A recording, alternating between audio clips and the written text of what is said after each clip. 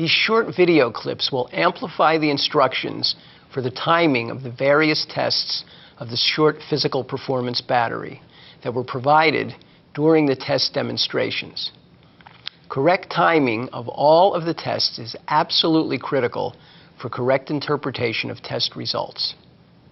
First, let's consider the balance tests. The clip will show the semi-tandem stand being performed. The issues related to timing apply equally to all three of the balance tests.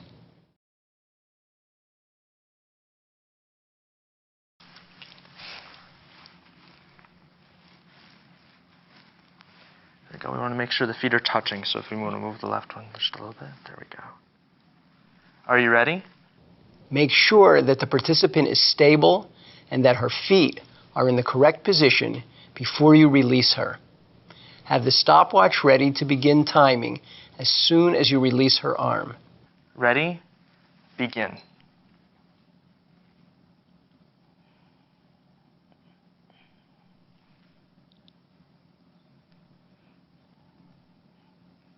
And stop. Thank you. Very good. You may have a seat. Remember that it is not important to stop the clock and the test at exactly 10 seconds. The time does not have to be measured exactly if the participant holds the position for more than 10 seconds. Don't watch the stopwatch continuously during the test. Watch the participant and be prepared to stop the watch if she steps out of position or grabs your arm. Glance at the watch occasionally to see if the position has been held for 10 seconds. Now let's look at an example of the timing of a participant who can't hold the position for 10 seconds. Are you ready? Yes. Ready, begin. Okay, are you okay? Yes. All right, let's have a seat back here.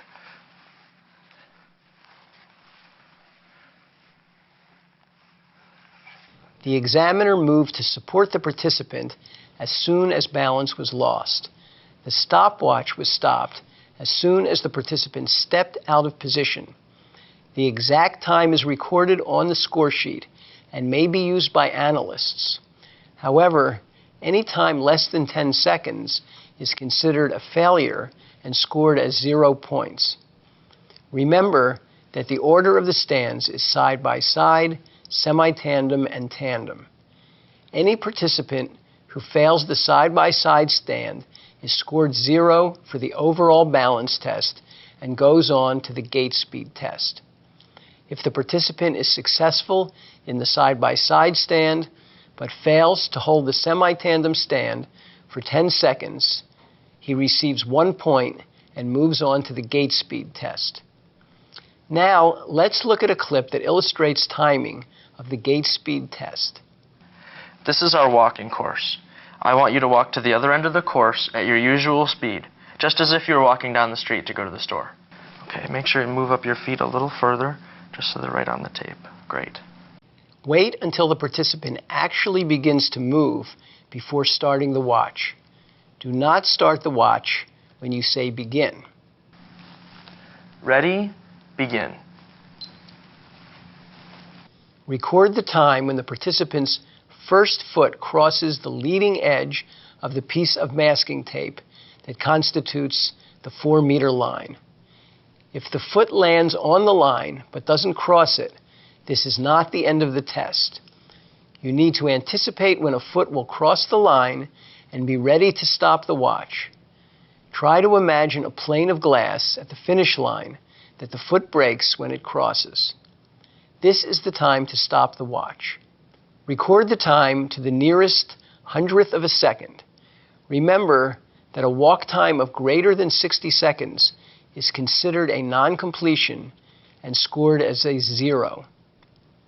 When you are learning this protocol, it is useful to have several people record the same test and compare times. Now let's look at the timing of the chair stand test. Do you think it would be safe for you to try to stand up from a chair 5 times without using your arms? I think so. Please stand up straight as quickly as you can, 5 times without stopping in between. After standing up each time, sit down and then stand up again. Keep your arms folded across your chest. I'll be timing you with a stopwatch. Emphasize the word quickly and perform the demonstration quickly to further reinforce this point. The gait speed test is done at normal speed, but the chair stand test should be done as quickly as possible. Count the stand number only after the participant has straightened up. Do not pace the test with your counting. Okay, ready? Yes. Stand. 1, 2, 3, 4, 5. Excellent. Very good. Very good.